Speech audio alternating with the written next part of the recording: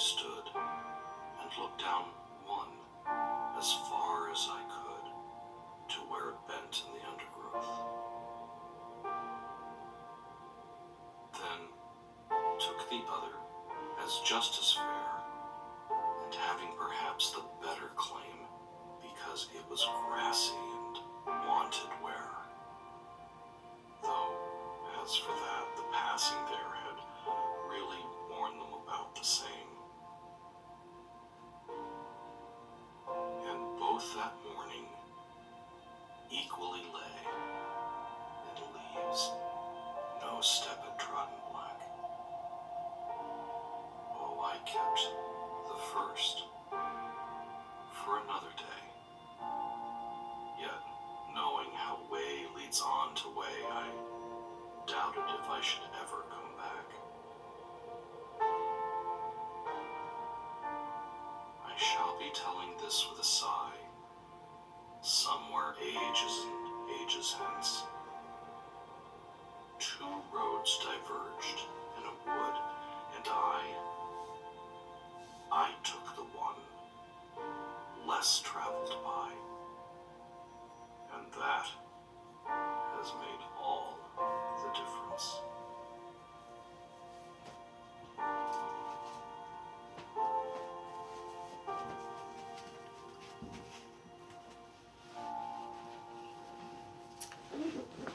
Well, hello everyone.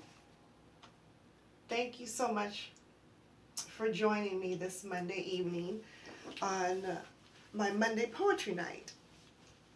I'm happy that you've tuned in, and I'm hoping that you will continue to find value in this Monday Poetry Night, that you will continue to subscribe and listen. I'm hoping that over the next several weeks, in doing it this way, I will develop and gain more subscribers and more viewers, that we can actually go live and share poetry together.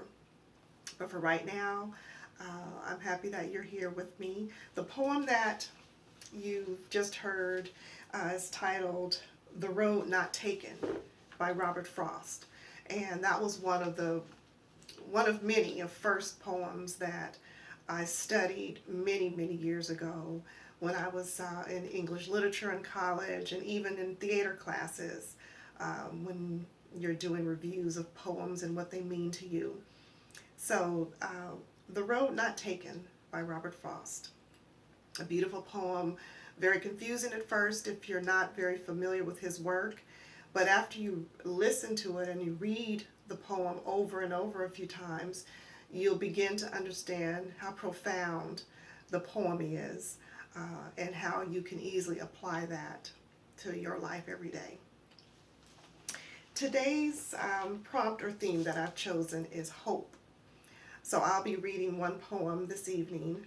I'll be reading one poem every night, so that there's time for you to sort of digest the poem over the next several days, and be able to discuss in the comments below what my poem meant to you.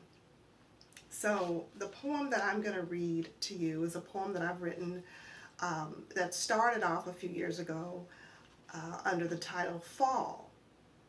And since that time, I've added to the poem to incorporate it being about hope, and the process in our lives of deterioration, and how that breakdown, be it mental, be it physical, relational, whatever the case is, how there is hope.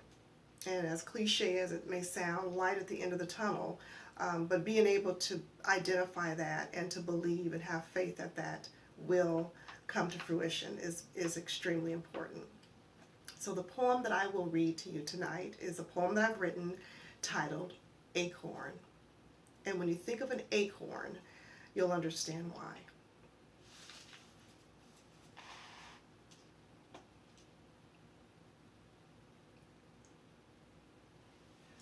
Slowly, it detached itself from the branch as a butterfly does its cocoon. no longer needed. There was once a connection, but there it fell, so quietly, so calmly, brown, crispy, crinkled now, and not like the rest that were beautiful and green. For it is time to wither away and to fall. But in doing so, very poised, at ease, as if longing and wishing for this moment. Gracefully it strokes the cool, crisp wind as it succumbs peacefully to the ground. But there it lies, hopeless,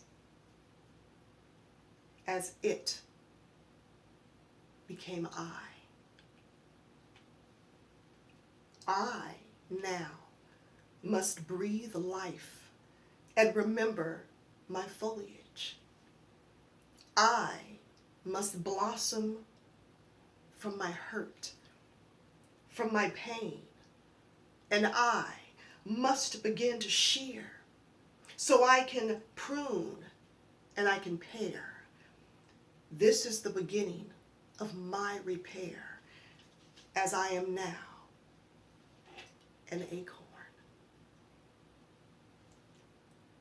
My rewatering must begin, and the replanting has to resurface, as I must gather and as I must reap.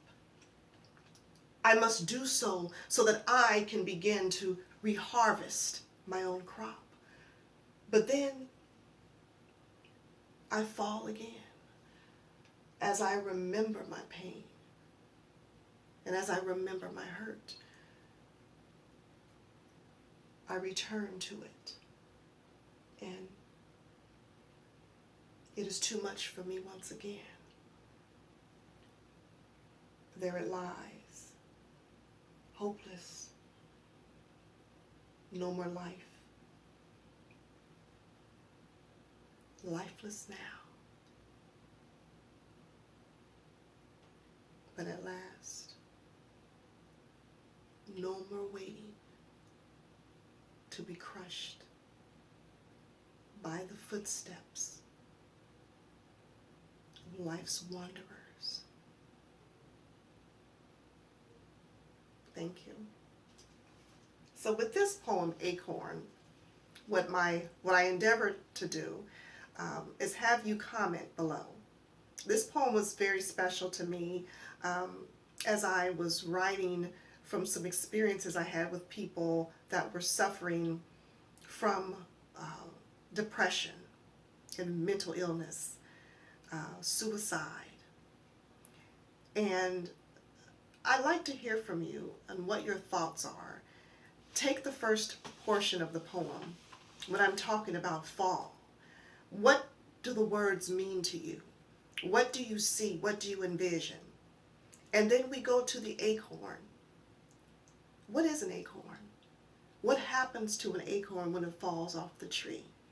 Does it just sit there and wait for the squirrels to come pick it up? So if they do, they do. But if a squirrel doesn't pick up that acorn and it lies there in the dirt, what happens to that acorn over time? I'd like to hear your thoughts, because there's something very special about an acorn. And it's something very special about what happens to an acorn when it lies on the ground. Please leave your comments below on what the poem means to you, and I will see you all next Monday at 7 o'clock. Thank you.